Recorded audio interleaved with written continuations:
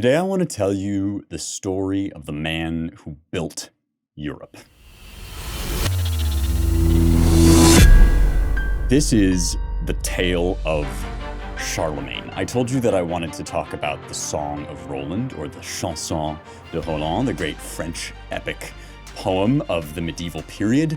When we talked just last couple of weeks about Gawain and the Green Knight, I said that this era is distinguished by these sort of two halves of poetry. And those halves are the matière de Bretagne, the British material, the stuff about Britain, and that's the stuff about King Arthur.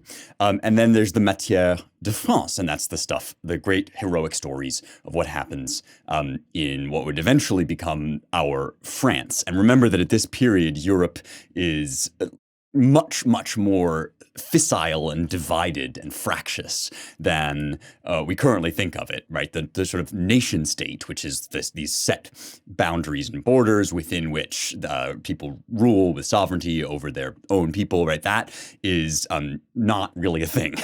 Instead, what we have is different kings and different nobles under the kings trying to gain the upper hand over one another, really essentially in the wake of the Roman Empire, which has collapsed at this point, and it been sort of subject to all sorts of internal division. In the East, in Byzantium, it sort of remains, but here in the West, in the areas that we're mostly talking about, you really have these kind of shifting power vacuums that leave these opportunities for great kings and great warlords to assert themselves and take control.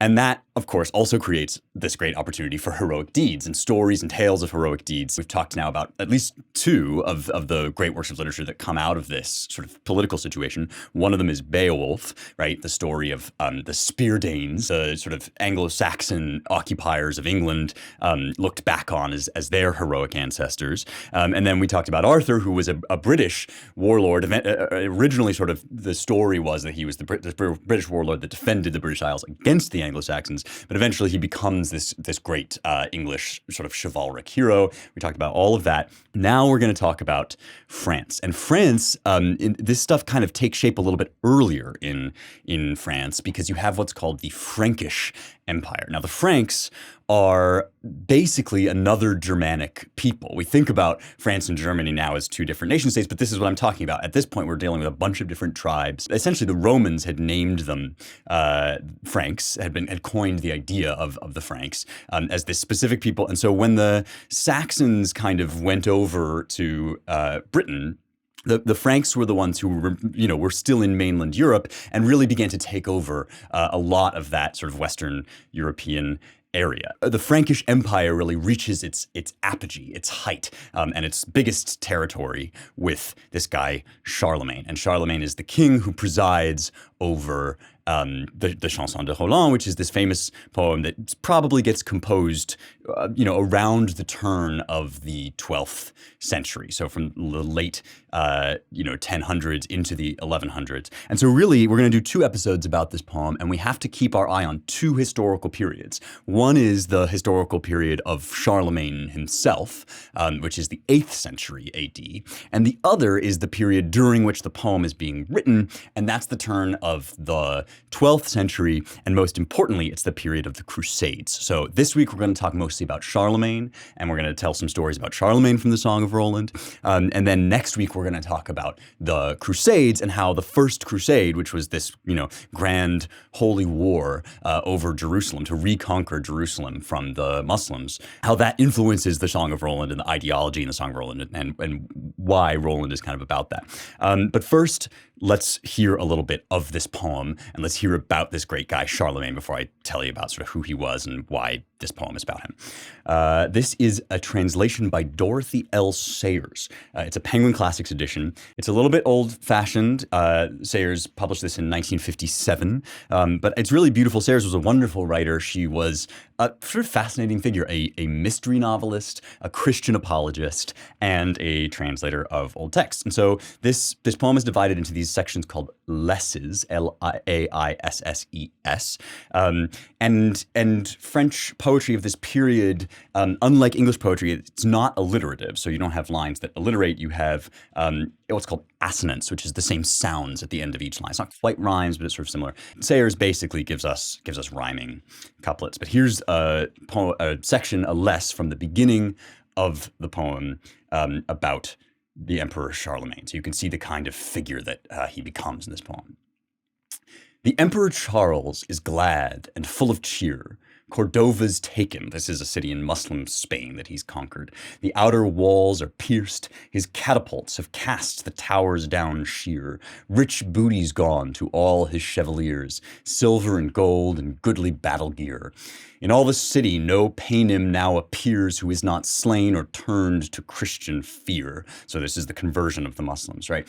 The emperor sits in a great orchard near, having about him Roland and Olivier. These are the two really young, stalwart heroes of the poem. In this version of the story, although not an actual historical fact, Roland is the nephew of Charlemagne, the great emperor. So Samson the Duke, and Anseis the Fierce, Geoffrey d'Anjou, the king's gonfalonier, or gonfalonier, and Guerin too, and with him too, Guerrier, and where these were was many another fear, full 15,000 of France the fair and dear. Upon white carpets they sit, those noble peers, for draughts and chess the checkerboards are reared, to entertain the elder lords revered, young bachelors disport with sword and spear. Beneath a pine, beside an eglantier, a faldstool stands of all the red gold clear. Of fairest France, there sits the king, austere. So this is Charlemagne, right? His sort of a great entrance of this guy, this sort of introduction. We sort of pan in from his court and all the happy nobles who are playing and celebrating this victory over Cordoba.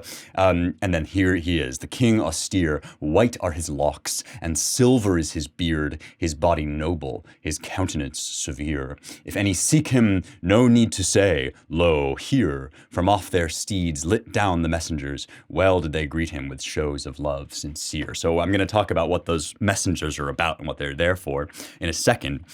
But first, hey, you need to up your beard game. And I'll tell you where you can do it. You can do it with Mini Mustachery. I get all of my beard products from Mini Mustachery. It's not an easy thing to grow a beard as luxurious as mine. And even if you don't have a beard, you want to make sure you're not all scraggly and gross and that you're shaving with the finest products. I love the straight razors at Mini Mustachery, but they also have all kinds of soaps, oils, balms, waxes, beard shampoo. They have it all. There are a lot of places you can go to get like one or a few of those things, but Mini Mustachery is a full service shop. They have everything available in a lot of different scents. I personally love to use the Ragabrash scent, it's called. A really nice, clean scent so that you don't end up smelling weird. They've got a great deal going on for everybody who listens to Young Heretics. Go to minimustachery.com/heretics and get 25% off by using the offer code HERETICS, HERETICS,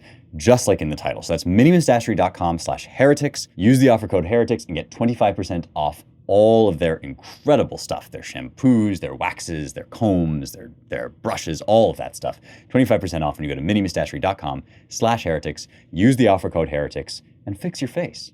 Let me talk about this figure of Charlemagne, right? This grand, he's almost like a statue, the way he sits in the middle of his court. And the wonderful thing about the Song of Roland, which is something that we've talked about also in the Matière de Bretagne, in the British sort of version of this, right, is that Charlemagne, from his stance as a historical figure, has basically been turned into this legend. He's more than 200 years old in this poem, which obviously he didn't live to 200. And there are a lot of other things that have been kind of mythologized from what we know actually happened in history. But this is one of the things, and we've talked about this a lot, this is one of the things that poetry does. It fudges the actual facts of history in order to get at something true about the experience, what Herodotus might have called the color, right? Herodotus said that he didn't want the color to drain out of events. That's what poetry helps to preserve. It helps to preserve this sense of the greatness of the man, that he was 200 years old with this white beard, sitting like a statue in the middle of his court.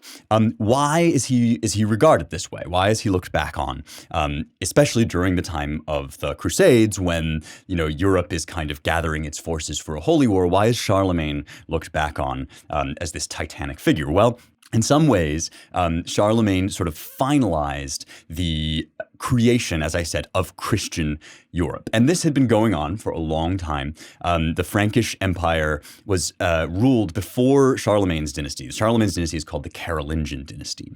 But before the Carolingian dynasty, you had the Merovingians. And the Merovingians were really the sort of beginning of the Christianization of the Franks. So remember, the Franks, this Germanic tribe, they're becoming Christian first under Clovis, who's looked back on as this great instigator, dies in the early 6th century. So we're in the early 500s. Clovis and his wife Clotilde sort of begin to Christianize and to evangelize the Franks, and they also sort of establish the greatness of the Merovingians and the Frankish Empire. And this is while the Saxons, who are sort of more to the northeast, while the Saxons are heading over and conquering England. So Saxons over in England, Franks here still on the mainland, both Germanic tribes, but different sets of tribes, right? Clovis establishes the Merovingian dynasty, but as often happens, right, great warlords, great leaders leave behind lesser sons and inheritors. And so gradually over time, the Merovingian dynasty sort of weakens and starts to fade. And what happens in that case, especially during this period, right, is you have these nobles. We call them, in Latin, they're called the maiors, the great men of other families who kind of start to chafe at the fact that their kings really aren't so great. On top of which, and this is going to be a theme for these two episodes that will help us to understand the Crusades, right? On top of which, you have an expansionist set of Muslim empires that are taking over parts of Spain, that are really kind of looking at Europe, not necessarily to convert it, but just to rule it. And so at this point, it's really the Umayyad Caliphate that's sort of expanding out into Europe, and this kind of reaches ahead at the Battle of Poitiers. The Battle of Poitiers, or the Battle of Tours, it's sometimes called, is really the furthest that the Umayyads get into Europe, but they are beaten at Poitiers, and they're beaten by this guy Charles Martel. And so Martel, remember, is not a Merovingian.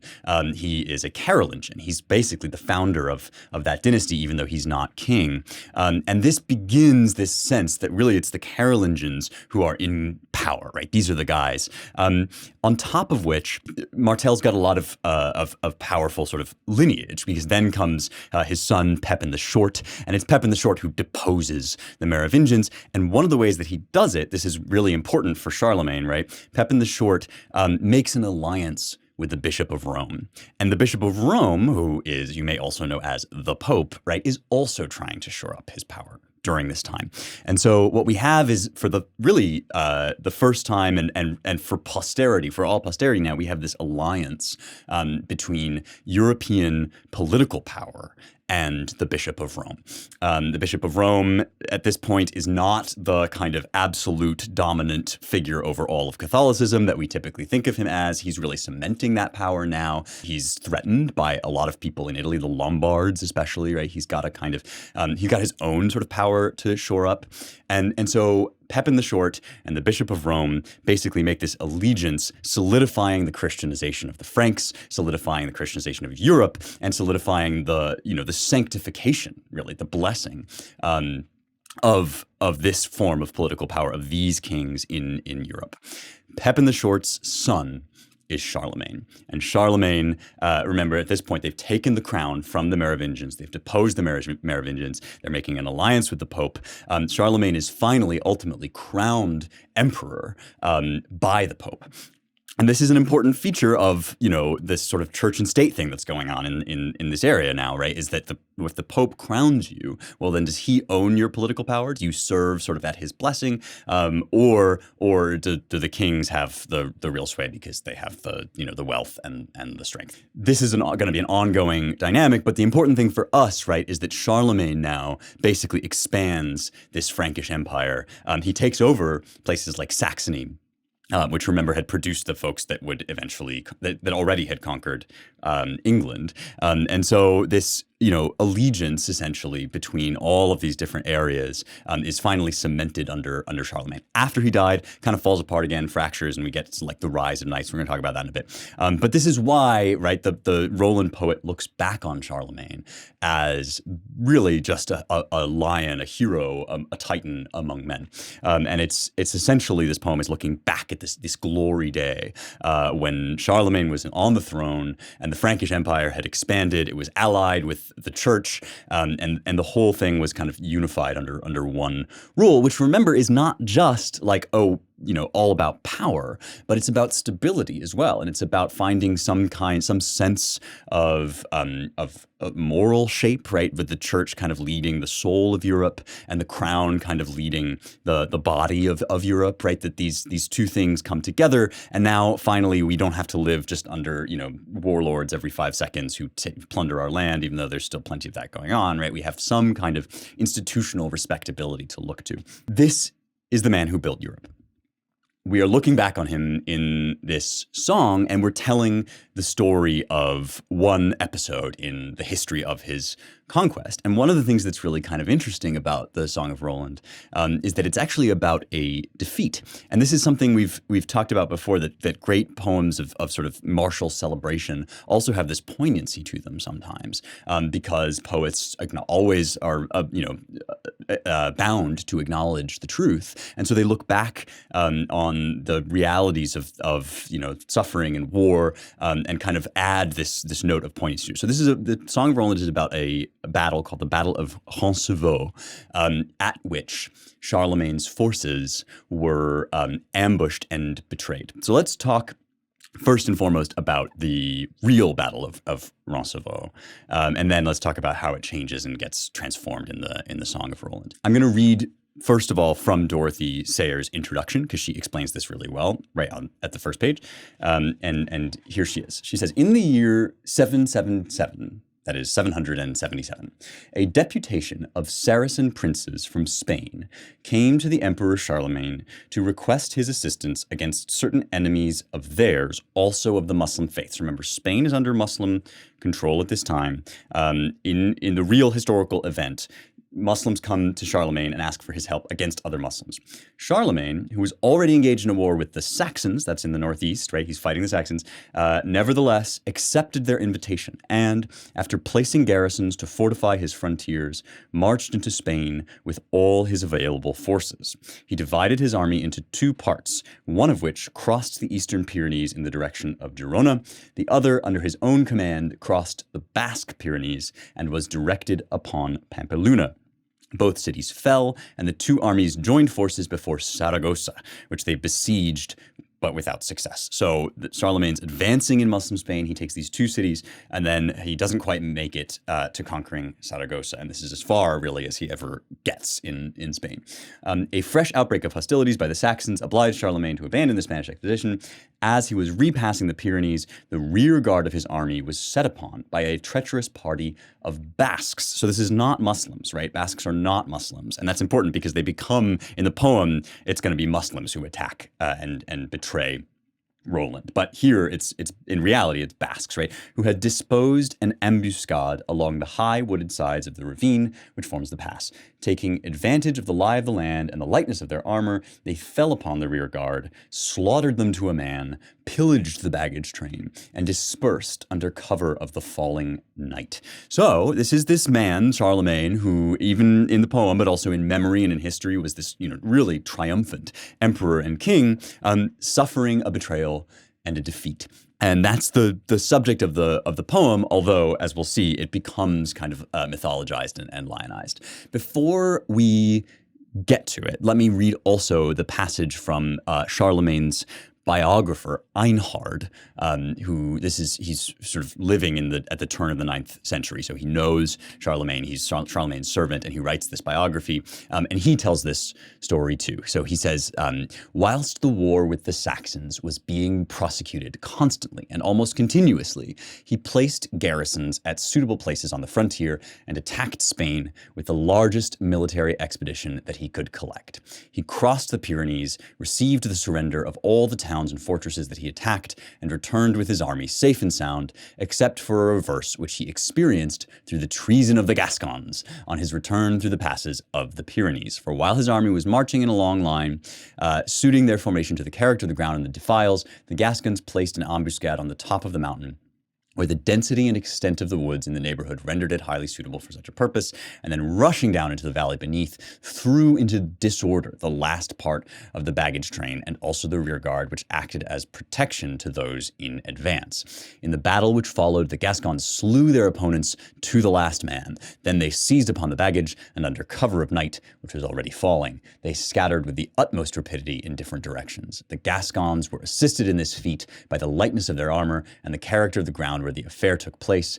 In this battle, Eggihard, the surveyor of the royal table, Anselm, the count of the palace, and Roland, prefect of the Breton frontier, were killed, along with very many others. So this is why I read Eggihard, because he tells us about Roland. And Roland in history was not the nephew of Charlemagne the way he is in this poem, but he's one of the people who's noteworthy enough, one of the sort of dukes who's noteworthy enough to be mentioned in the story of this defeat.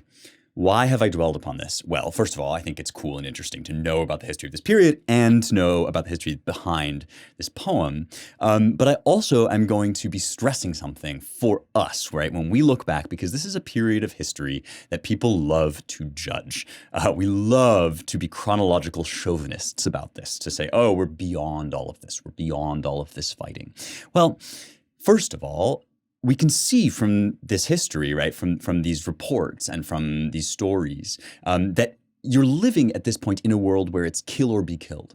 And one of the things that I talked about when we talked about the Aeneid, right, and the story of Rome's founding, is that when we live comfortably in a relatively stable civilization, at least for now, we forget that in order to create a civilization, people had to fight and they had to conquer and they had to take control. And this is not pretty or happy or pleasant, but it is the way that things proceeded, and there really was no other way, because this, as I said, was a time of warlords, a time of warring tribes, and it was not as if Charlemagne was sitting around saying, well, how can I cause the most death, right? He seems to have actually been a fairly genteel person. He valued scholarship very highly, but he was a realist, and he knew what was happening. He knew that the threat from Muslim expansion was real. He knew that the threat from internal dissent was real, and so you can see in this betrayal, right, by the Gascons, that he wasn't just making that up, right? And so when we sit and we judge and say like, oh, well, the Crusades, or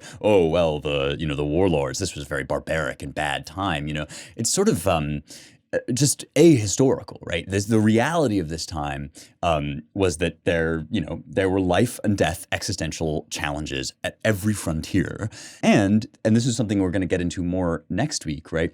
That actually created the context within which much of the noblest and greatest stuff was done, right? That's why this poem, the Song of Roland, comes into being in the context of this defeat, because it's the opportunity for heroism. And this is a tragic reality, right? We can't work our way around this. But, in some sense, I think a lot of our woke craziness right now is a reaction to this fact, which is that people, especially young men, right? Especially young people, but especially young men, thrive on existential challenge because it enables them to test themselves and to go up against trials, right?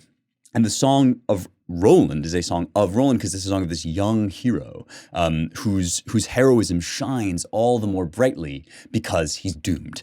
And because we know, really, from the history, before we even open the poem, right, we know that he's doomed. And so I think, when people invent things, which really things like, systemic racism, that the idea, not just that racism exists, which is true, but that racism is everywhere in every interaction and we must fight it, right? A lot of this is kind of a creation of a situation where we have this big existential enemy that we have to fight. And so we have to think about, and I'm going to talk a little bit at the end of this episode, right? We have to think about how we as conservatives can have something more than just like everything is fine and we should keep things the way they are, right? People crave adventure. They crave a challenge. They crave daring. And in some ways, wokeness kind of, even though it's fiction, even though it's destructive, it answers that craving. It says like, here's this big enemy. We all have to go up against it. Bracket that for now. Let's read some more of the Song of Roland. But I just wanted to flag that, right? Because this is actually like a very real crisis that the West is currently up against, is like, we don't anymore have these big heroic battles to fight. So how are we going to, how are we going to pursue heroism, even though we're not warlords anymore? As you know, I am really, really careful about what I put online and what data I put out there. And a hugely important part of that for me is ExpressVPN. It used to be, right, that if you were a private citizen, you were a private citizen, meaning that people didn't get to like know things about you that you didn't want them to know. Now there are hundreds of data brokers that are out there whose sole business is to buy and sell your data. So even if you're a private citizen, if you're going online, these creeps are stealing your data. One of the most important data points is your IP address. Data harvesters use your IP to uniquely identify you and your location. So when I go online, I use ExpressVPN because they reroute my connection through an encrypted server, and therefore my IP address is masked. So you turn on ExpressVPN, you get a random IP address, and it's more difficult for them to harvest your data. If you're like me and you want to keep your business, secure yourself by going to expressvpn.com/heretics, and you'll get 3 extra months for free. So that's expressvpn.com/heretics, 3 extra months for free at expressvpn.com/heretics. All right. So like I said, in the poem, there are many, many liberties taken. And some of these have to do with, like I said, the fact that the Crusades are going on sort of around the period, sort of in the middle of the time that this poem seems to be composed. And so we'll talk more about that next week. But this week, I want to talk about, the golden age aspect of it, right? The looking back on the great era of Charlemagne and the heroism of Roland, right? In order to maximize that and in order to sort of convey how noble this thing was, the poem mythologizes the history. And one thing it does is it makes the Battle of Roncevaux into a battle between Christians and Muslims. So the betrayal is not by the Gascons or the Basques. Like it's not Christians against Christians, it's Christians against Muslims. And this is a point at which, right, critics of the West will say, well, they were just demonizing those evil Muslims, right? They were pretending that Muslims were evil so that they could have an enemy to fight, just like the woke people imagine that America is evil so that they can have an enemy to fight. It's more complicated than that between Christians and Muslims more generally. We'll talk more about that next week. But I just want to point out, right, that it's not about It's not about actually hating on the people that Roland was fighting. It's about creating dramatic contrast. And as we'll see, there are good Muslims in this poem and there are bad Muslims in this poem. And it does not at all demonize Muslims as a whole, but it does kind of create out of them a mythology, just like it creates a mythology out of Charlemagne, right? It's not a historically accurate thing. It's a drama, and it's a depiction of what heroism is, especially in the face of certain defeat. So what happens is that Marsil, who is the ruler in Saragossa, that is the Muslim ruler, is aware that Charlemagne is kind of coming up against his borders. Now, remember that in reality, Charlemagne did not conquer Saragossa, but here Marsil, who is kind of a skeevy guy, who, not because he's a Muslim, but because he's the bad guy, right? Marsil makes a traitorous agreement with Ganelon. And Ganelon is the stepfather of Roland, and he is this emissary that is sent to sort of in the negotiations between Marsil and Charlemagne. Ganelon gets sent to the court of Marsil, but he secretly makes this agreement. So there are treacherous Christians, right? That's the other thing. There's good Christians and bad Christians. So there's good Christians and good Muslims and bad Muslims in this poem. Ganelon is treacherous. He hates Roland. We're not quite sure why, although it seems like envy plays a big part of it. Roland is this, strapping young hero and obviously favored by Charlemagne in the poem.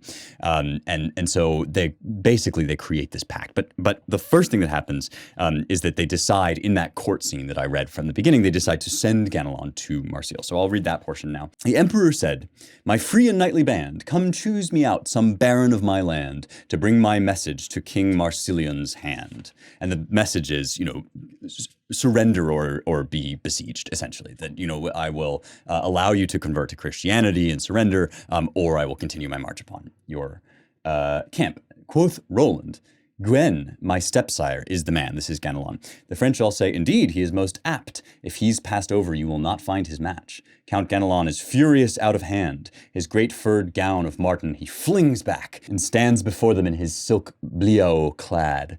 Bright are his eyes, haughty his countenance, handsome his body, and broad his bosom span. The peers all gaze, his bearing is so grand. He says to Roland, 'Fool! What has made thee mad? I am thy stepsire, and all these know I am. And me thou namest to seek Marsilion's camp. If God but grant I ever thence come back, I'll wreak on thee such ruin and such wrack, that thy life long my vengeance shall not slack.' Roland replies, 'This is all boast and brag. Threats cannot fight me, and the world knows that. To bear this message, we must have a good man. I'll take your place if the king says I can.'" So this is that was its own little section, right? And masterfully, the poet paints these characters, right? Because it just clips along, and this is all storytelling, it's all narrative. And yet in the interaction between these two men, we see a lot about them that's going to be pivotal. One thing we see is that Roland is kind of naive and overconfident, but also noble and seemingly in earnest when he recommends Ganelon. But Ganelon has this indignation, this sort of fiery temper, this pride, and we're not quite sure yet where that comes from. But he obviously has it in for Roland, right? He's obviously got a chip on his shoulder about Roland, and we see that in his speech as well. I think Sayers' translation gets it well. Here's the next portion, just before we keep going. Quoth Ganelon, "My place thou shalt not take. Thou'rt not my vassal, nor I thy suzerain. Charles for his service commands me to obey. I'll seek Marseille in Saragossa's gates, but rather there some deadly trick I'll play, than not find vent for my unbounded rage." When Roland heard him then, he laughed in his face, right? So Roland, again, overconfident, naive, doesn't realize that Ganelon is he's for real. He's playing for keeps here. And the deadly trick that he plays is going to be death both of Roland and of his dear friend Oliver. And we'll get to Oliver in a bit. But this sort of three-way dynamic, right, between the great presiding king, Charlemagne, the young, bold, doomed soldier, and the sort of embittered and scheming stepfather, right? This thing is set up in very, very few lines. And then Ganelon goes to Marseille's court and makes a secret treaty with Black-Andran, who is another Muslim sort of legate. So here's the interaction between Black-Andran and Ganelon. Quoth Black-Andran, "The French are men of worth, yet to their lord they do a scurvy turn. These dukes and counts, when they counsel such work, both him and others they harry to their hurt. There's none," quoth Gwen. Remember, Gwen is another name for Ganelon. Right? "There's none," quoth Gwen, "who merits such ill words, save only Roland, for whom 'twill be the worse. But now the emperor in the cool shade conversed. Up came his nephew, all in his byrnie girt, fresh with his booty from Carcassonne returned. Roland in hand a golden apple nursed, and showed his uncle, saying, 'Take it, fair sir, the crowns I give you of all the kings on earth. One day his pride will undo him for sure. Danger of death day by day he incurs. If one should slay him, some peace might be preserved.' Quoth Black-Andran, "Roland's a villain fell, presuming thus all folk on earth to quell, and every land under his yoke compel." So notice that Roland is kind of here, he's sort of the natural heir to Charlemagne's great conquering attitude, his attitude of conquest, right? And so this pride or this, this sort of optimism and this energy, this really kind of like, masculine, youthful energy drives Ganelon and Black-Andran insane. So Black-Andran, "Roland's a villain fell, presuming thus all folk on earth to quell, and every land under his yoke compel. Whom does he count on to lend his arms such strength? Ganelon answers, he counts upon the French. They'll never fail him. They love him far too well. Silver and gold he gives them for largesse, horses and mules, silks and accoutrements, and everything the emperor wants he gets. He'll win for him all lands twixt east and west. So again, I want to point out, right, that this is an inherent problem, a problem inherent in the nature of the world, that young, bold, heroic men want to go forth and conquer. And you can't just conquer forever, right? At some point, you have to create stability, but stability creates this unease and this unrest. And that's essential. And it also creates resentment, right? Because these sort of young, brash fellows in this poem are shown to be also kind of annoying. Like, one of the great things about this poem is that Roland is a hero. He's very admirable, but he's also kind of obnoxious. And we can see why he gets on Ganelon's nerves. We can see why Ganelon, in his sort of disaffection, turns to the Muslims, and this creates the terrible tragedy in which Roland and Oliver will eventually die. Guys, over at the Ancient Language Institute, they are gearing up for an extremely exciting fall semester. These are my friends and partners in crime who believe in the West just as much as I do, and they want to help you get deeper into the texts that we love to talk about on this show. One of the best ways to engage more deeply with Western culture is to learn Latin and Greek, and they now also have a new language, which is really exciting, Biblical Hebrew. This is such an important language for our history and our heritage. It's an amazing experience to learn Biblical Hebrew. And so you can learn all three of these languages, or whichever one of them you want. If you go to ancientlanguage.com/heretics, and you will get 15% off if you use the code heretics, just like in the title, HERETICS. They take students of all ages, all experience levels, and they offer special Latin courses designed expressly for middle school students and high school students. So if you are one of those, or if you know one of those, this could be great for them. ancientlanguage.com/heretics. You get 15% off with the code heretics. These are the guys if you want to learn these ancient languages, and I highly recommend that you do so. So now we've basically got all the pieces in place. The next thing that happens is that the Muslims basically pretend to surrender so that Charlemagne will retreat, and in the retreat they can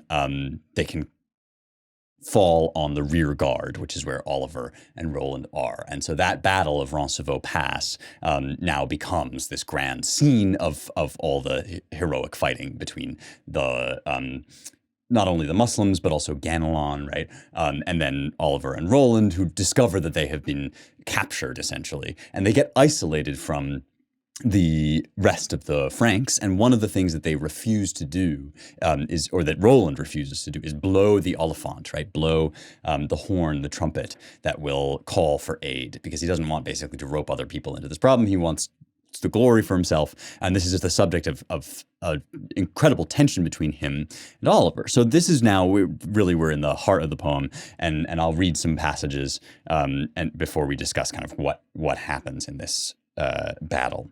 So here's first of all the sort of fight between Oliver and Roland about whether or not they're going to call for help by blowing the oliphant. Companion Roland, your oliphant now sound. King Charles will hear and turn his armies round. He'll succor us with all his kingly power. Roland replies, may never God allow that I should cast dishonor on my house, or on fair France bring any ill renown.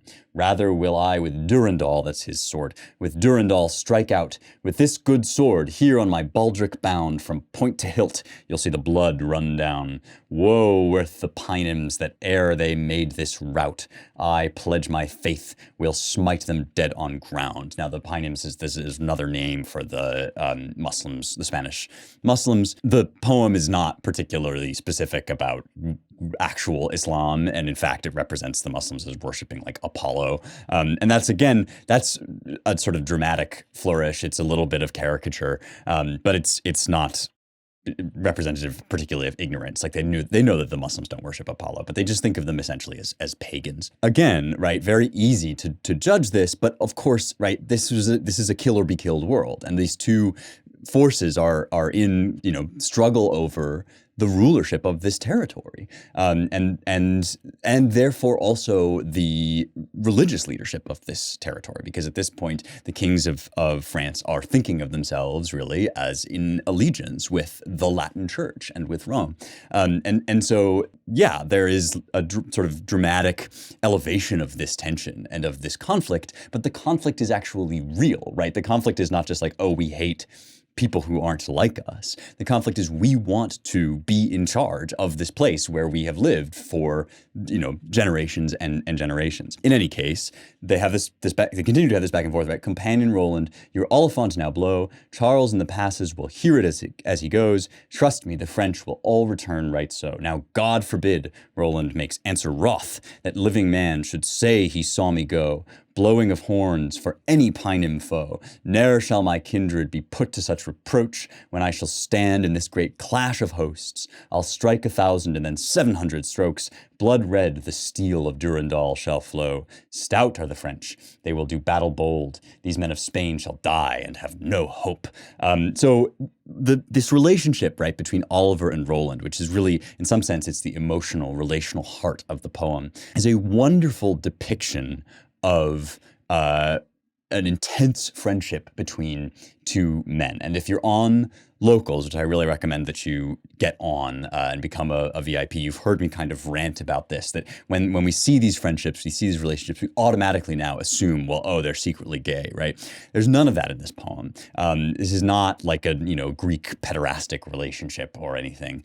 It's just an intimate, intense relationship between these two young men. And you can see that involves fighting, right? That involves kind of butting horns and clashing together. Roland is engaged to Oliver's sister, which we'll get to a little bit next week, and this is kind of a subject also of tension for them. But really, it's about how they are going to manage this battle, you can see, and this is something that is still a dynamic in intense male friendships, that they lock horns and they fight and they kind of assert themselves, and then they still remain these kind of do or die brothers. This happens all the time. You get into screaming matches, arguments with your closest friends. Men do this, right? And then the next day they're just hanging out and having fun, right? This is kind of the dynamic between Oliver and Roland, but at the same time, there's also deep intimacy here. There's a real love, and in fact, we talked about how in the Arthur legends we have this kind of addition of courtly love, the love between men and women. In Roland, we really don't have that yet. We do not have a big romantic plot line here. It's much more like Beowulf in that it's mostly about men and fighting, right? And so this is like a pure blood and guts, just wrestling and killing people kind of poem, which is, a huge part of the fun of it. But let's now skip forward and read a little bit about the death, right? This is, again, in some sense, it's the climax of this part of the poem. And there's a whole second part that we'll talk about next week. Both Roland and Oliver make an incredible showing. But the simple fact is that they have been outsmarted, right? And they have been betrayed. So they're just, the fact that Ganelon has allied with the Muslims and with Marsile's forces just means that they really can't make it out. And so as Roland said, right, he's going to just, fight to the end rather than call for help. And in some sense, this is, a questionable decision, right? In some sense, it's kind of foolhardy. It's noble even to the point of foolhardiness. And it does get him and his men killed. But I suppose the idea is that they sacrifice themselves then so that other people don't have to die, and so that the good name of Oliver and Roland can be preserved, even if it means that they won't live. And this is something, again, we'll talk about this more next week, right? But this is another thing that, we now, in our comfort, we can avoid death at all costs. But for these folks, and also I think in reality, right, there are things that are worse than death. And one of those is the loss of honor. And so rather than lose honor, they choose to die. Oliver dies first, and this is very tragic and sad. Oliver feels that he is hurt to death. He grasps his sword Haute-Claire, the keen of edge, smites Marganise on his high golden helm, shearing away the flowers and crystal gems. Down to the teeth clean, splits him through the head, shakes loose the blade, and flings him down a dead. Then saith, foul fall you, accursed Paynim wretch. Charles has had losses, so much I will confess, but ne'er shall you, back to the land you left, to dame or damsel return to boast yourself, that ere you spoiled me to the tune of 2 pence, or made your profit of me or other men. This done to Roland, he cries aloud for help. And remember, this is very poignant and sad because they've had, again, incredibly intense disagreements and fights during this time. And yet, in his moment of death, Oliver still calls for Roland, right? Oliver feels he's wounded mortally. His thirst for vengeance can never glutted be. Amid the press, he strikes right valiantly. He breaks asunder the spear shaft and the shield, splits chines and saddles, and lops off hands and feet. Whoso had seen him hew Paynim's piece from piece, throw one on other their bodies down in heaps, might well remember that flower of knightly deeds, and Carlin's war cry he fails not to repeat, but still Mountjoie goes shouting loud and clear. He says to Roland, his comrade and his peer, Sir, my companion, draw nigh and stand with me. We must this day be parted to our grief. It's incredibly moving, right? And noble. It's this berserker charge that Oliver makes, right? When he knows he's dead, he's going to go out swinging. And then he calls Roland to be with him in his hour of death and grief, right? And so, of course, Roland comes to his aid. Oliver's face when Roland on him looks is gray and ghastly, discolored, wan with wounds. His bright blood sprays his body head to foot. Down to the ground it runs from him in pools. God, says the Count, I know not what to do. Fair sir, companion, woe worth your mighty mood. Ne'er shall be seen a man equal to you. Alas, fair France, that valiant men and true must thou bewail this day, cast down and doomed. Bitter the loss the emperor has to rue. So much he says, and in the saddle swoons. Before we get to the final climax, which is the death of Roland, and then there's going to be some sort of fallout from that next week, of course. I want to point out this moment, which we had also, we talked about this in Gawain too, right? This invocation of God in this moment of desperation, right? And a character that we haven't yet talked about, but are now going to, right, is the Archbishop who is fighting with them. And this is, in some sense, it's sort of a reminder of this union between the church and the state, that this is a spiritual battle as much as it is a physical one. And so it's not just about, right, who's going to, kill the most people. It's about what way of life is going to be preserved and what way of life is going to rule over this part of the world. And so, as I said, right, this has been, the Muslims and the Christians had been, back and forth over this in a genuine, tension and struggle between who is going to rule these areas. And it's about, how your spiritual life is going to be preserved and defended over time. And so the Archbishop is fighting with them, and Roland calls upon him as he dies. The Archbishop is also killed. Roland calls upon him as he dies to bless the souls of the departed men. So it's one of the most remarkable passages. Let me read some of it now.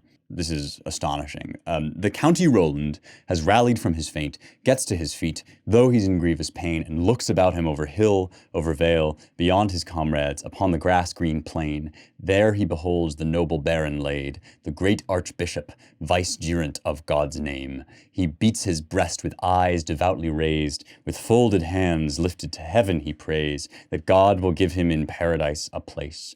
Turpin is dead that fought for Charlemagne in mighty battles and in preaching right brave. Still against Paynims a champion of the faith. Blessed mote he be, the Lord God give him grace. The County Roland sees the Archbishop lie. He sees his bowels gush forth out of his side, and on his brow the brain laid bare to sight. Midst of his breast where the key bones divide, crosswise he lays his comely hands and white, and thus laments him as native use requires. Ah, debonair, thou good and noble knight, now I commend thee to the great Lord of might. He beats his breast full many a time and fast, gives with his glove his sins into God's charge. So the archbishop, who represents kind of this link, right, between the divine and blessed world of God, where these men are believed, it is believed that these men will finally have their bliss and their salvation, right? And this bloody and desperate and broken and sinful world in which men clash on the battlefield. I'm going to stress one more time that this is an existential fight between two civilizations, and the poem is completely unapologetic about that and mythologizes it in a way that makes the Christians the good guys. But that is, again, not out of just pure racism or pure prejudice, but simply out of the fact that this is a civilization that is in an existential struggle for its life and for the preservation and establishment of what it believes to be the right way of living. And at this time, if you have a way that you believe to be the right way of living, you must defend it with arms, right? Against encroachments from other people, both internally and externally. And so there's a confidence in this poem, right? That this is the right way, that this was the right thing, and that these are the people whom we should be rooting for. And when you get right down to it, right, are we rooting for ourselves, right? You can't actually have a civilization unless at the end of the day, you think that you should exist in certain territory, among certain people, even if there are other peoples elsewhere, right? You have to believe that when people try to take your land, try to kill you, you must fight back. And so, again, when we sit in judgment over this poem, because it's, so nasty towards the Muslims, right? I'll talk more next week about how that's not entirely true. But it also is the case, right, that this is a poem that believes in Christendom. And the question for us is whether we believe in Christendom. So let me just now read the Death of Roland, which is incredibly moving. Now Roland feels his time is at an end. On the steep hillside towards Spain he's turned his head, and with one hand he beats upon his breast, saith, Mea culpa, thy mercy, Lord, I beg, for all the sins, both the great and the less, that e'er I did since first I drew my breath, unto this day when I'm struck down by death. His right hand glove he unto God extends. Angels from heaven now to his side descend. So this is an element of the poem that we haven't encountered yet, but there are actually angels, right? And there are real spiritual beings, which again, the poem is unapologetic about believing in that and about believing in the goodness of Christendom existing. The county Roland laid down beneath a pine, the land of Spain he's turned him as he lies, and many things begins to call to mind. All the broad lands he conquered in his time, and fairest France, and the men of his line, and Charles his lord, who bred him from a child, he cannot help but weep for them, and sigh. Yet of himself he is mindful betimes. He beats his breast, and on God's mercy cries, Father most true, in whom there is no lie, who didst from death Saint Lazarus make to rise, and bring out Daniel safe from the lion's might, save thou my soul from danger and despite of all the sins I did in all my life. His right hand glove he's tendered unto Christ, and from his hand Gabriel accepts the sign. Straightway his head upon his arm declines, with folded hands he makes an end, and dies. God sent to him his angel cherubine, and great Saint Michael of peril by the tide. Saint Gabriel too was with them by his side. The county's soul they bear to paradise. And so, once again, this is a poem that acknowledges Roland has faults. We've seen them on full display. He's prideful. He's a little bit annoying, and yet he is the lifeblood of his nation as it is imagined and depicted, or of his people, rather, as it is imagined and depicted in this poem. And so the idea is not that all of the Christians are so great. In fact, quite to the contrary, there are bad Christians. Every Christian is sinful. Even Roland must confess his sins upon his deathbed. The point is that the Christians are right and Christendom should exist. And so everything in this poem is dramatized around that to convey that in the defense of that, messy, dirty, bloody things are done, but they are done heroically. And it is believed with the blessing of God, right, who wants his gospel preached. I don't believe in converting anybody by force, but I have the luxury of living in a civilization, right, where we don't, at least currently yet, have to fight for our very existence. This is a poem that conveys to you something inestimably valuable, which is the reality of a world that we don't live in. This squabbling, fighting world of warlords where broken people stumble toward the defense of what they believe to be and what I believe to be the true faith, right? And so, yes, was that ugly? Was there death involved? Absolutely. But there was also heroism. And we don't get, living from our place of comfort and stability, to condemn the people in this poem because they look at the world in a way that represents it as an existential crisis and conflict between Christendom and all of its many various enemies. And to celebrate and acknowledge the heroism of that era is not to suggest, right, that it was perfect and great and, oh, wasn't it awesome that there were these incredible wars and all this bloodshed. It's simply to say that that was the way the world was. This is how God led his people and his church. And these were some of the great deeds that occurred, right? Even if, this is what it was like to do those great deeds. That's what this poem is about. It's about that heroism. And we still, right, we yearn for that heroism now. And we still tell stories of the world in those terms, even though we're not having, wars to create Europe, essentially. And the reason for that is that we still crave this spiritual journey and this spiritual struggle. And because our world has basically shaved all of that away and told us that we're just bodies and we just need to survive and live as long as possible and shut ourselves indoors so we don't get a virus and all of that stuff, right? We have this incredible desire and urgency and need for some great challenge. What is the real great challenge before us? Well, I think personally, right, that the reason wokeness is such a terrible distraction is because it invents this big bad, this big enemy, and that enemy is essentially the West and ourselves. And so we kind of go now in this crusade against Western culture, against, Greco-Roman antiquity, against whiteness, which we use now is this word that people use for everything bad. When there are real challenges, real adventures to be had that are just as bold and daring and exciting as the one that Charlemagne faced and that Roland faces in this poem, right? For example, the adventure to go into space, right? Which everybody's now getting mad at because rich people are doing it, because Elon Musk is doing it and Jeff Bezos is talking about it, right? And so suddenly that's supposed to be a bad thing. That's a wonderful thing, right? That does involve the risk of life and limb and poses these grand spiritual questions about who are we, what's our place in the universe. But even here on Earth, right? Digital technology has completely transformed everything that's going on. And we have to think about how we can still live in community and in embodied life and in local government and Republican government when there are people threatening, like the Biden administration, to read our text messages and tell us what we can and can't say, right? That's a struggle. That's something that calls for heroism and ingenuity and triumph of the kind that is recorded and celebrated in this poem.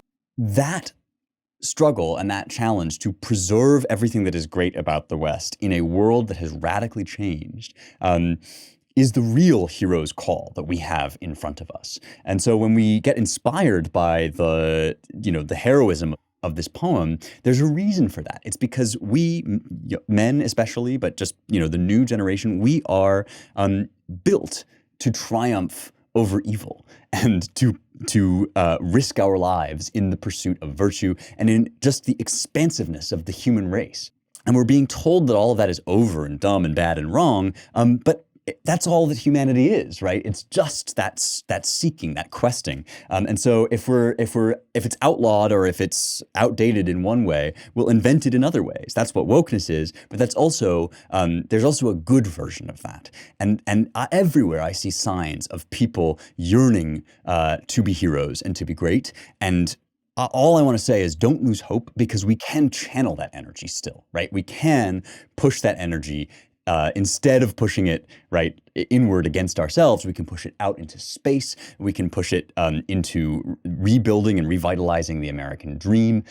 All of those things are still possible if we will just not hate ourselves for wanting to triumph over evil. That's part one of the Song of Roland. We haven't finished the poem yet. I'm going to talk more about it and more about the Crusades next week, but let's do the mailbag. Well, folks, one of the most important and ancient truths of the West is that lifting is infrastructure. Socrates knew it, Pericles knew it. Plato knew it. And now you can have a shirt that says that. These are going really fast. They are personally ripped muscle tees. I rip the sleeves off of each one of these shirts, and you can get them for $39.95 at youngheretics.com/shop. As I understand it, there are really not that many of these left, so you want to get yours while you can. I love seeing folks that are posting pics of themselves lifting in these shirts. They look great. I wear them to the gym all the time. And as you know, I'm a big advocate of getting super swole. I actually think it's important to be not just a brain in a jar, but to care about your physical fitness. And it's just true that lifting is, in fact, infrastructure. So get your shirt, youngheretics.com/shop. I personally rip the sleeves off of each one, and they're going fast. So get yours now. Mailbag questions come to me through locals. Here is a mailbag question from Berean Life. I assume that's an alias. Hey Spencer, I love the work you're doing to bring the classics to a new generation, especially since academia seems to want to destroy all appreciation of Western literature. That certainly seems true. I have been considering switching careers and becoming a classics scholar like yourself. But with the downfall of universities into wokeness, I'm not sure where I could go to build a strong academic foundation. What would you do in my shoes? Okay, this is really hard. And I'm not totally sure without knowing what your situation is specifically, right? What your particular area of interest is, where you are, what kind of resources you have available to you. There are a lot of specifics that will determine the right answer for you. But I will say just generally, right, that getting an advanced degree in classics, that is Greek and Latin literature, right, in the original languages, was an enormous bliss for me. I did it at Oxford. It was wonderful. I had wonderful teachers, and I was able, I've always been blessed to navigate academia, even though, you know, I do have a lot of criticisms of where it's going. I've been blessed to find people. It's all about people, especially at an advanced level like this, right? It's all about the relationships that you're able to build with teachers. God will guide you, if you pray to him, about what it is that you are shaped specifically to do. So one thing that really helped me going into academia is I knew what I wanted to do. I knew that I wanted to communicate and share this stuff, and not just kind of, you know, write about it for myself or for a small coterie of people. And so I was always kind of looking at what the Greeks would call the telos, what Aristotle would say is the kind of, you know, final cause, the goal of this. And so I would suggest asking yourself that, right? What is it that you want to do? Do you want to teach? Do you want to do a podcast? Do you want to write a book? I don't know what the answer is, but I will say this: we really need teachers. And so if what you're interested in is going into schools, right, and giving people the good stuff, the way we do it on this show, the classical education, the canonical literature and philosophy of the West, then I really think that you are doing one of the most important things that you could possibly be doing right now. And you may not need an advanced degree for it. You might want to take a teaching course, or, you know, there are some things obviously that you need to do if you want to teach the classics, like learn Latin and Greek. But that doesn't necessarily mean you need a master's or a PhD. So I would, first of all, I would ask what the telos is here, and then pray to God that he will lead you to the people that can help you to accomplish that. A lot of this is about relationships. And so there are great professors, great academics out there, even now, even as the academy crumbles. I would not, you know, recommend just diving into some big name school anymore, because a lot of those schools have great names, but they're not, you know, what you want, which is the good stuff. But you can still, I mean, you can look, for example, at our friends, the Classic Learning Test, right?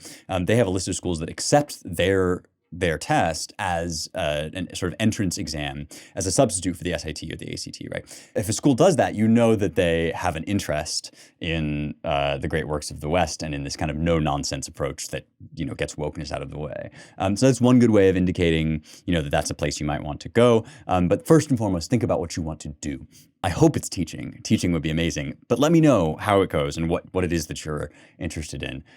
Because the key is always, right? Like, what is your telos? What were you created to do? And you know, the body is very diverse, right? As Paul says, there are like all sorts of gifts that you might have and all sorts of reasons why you might be feeling that tug in that direction. I wish you well.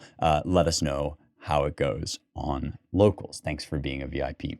Okay, that's it for this week. Thank you for listening. As always, if you like this show, you will enjoy the work that we do at the Claremont Institute for the Recovery of the American Idea. We put out 2 publications, the Claremont Review of Books, which is a paper journal of book reviews and essays, and the American Mind, which is online. You can find both of them, and you can also donate to claremont.org/donate if you would like to support our work. I invite you to do so, and if you do, let them know in the notes that you heard about Claremont through Young Heretics. All right, guys, thanks as always. It's such a joy to be here with you. I will see you next week for more truth, beauty, and the stuff that matters.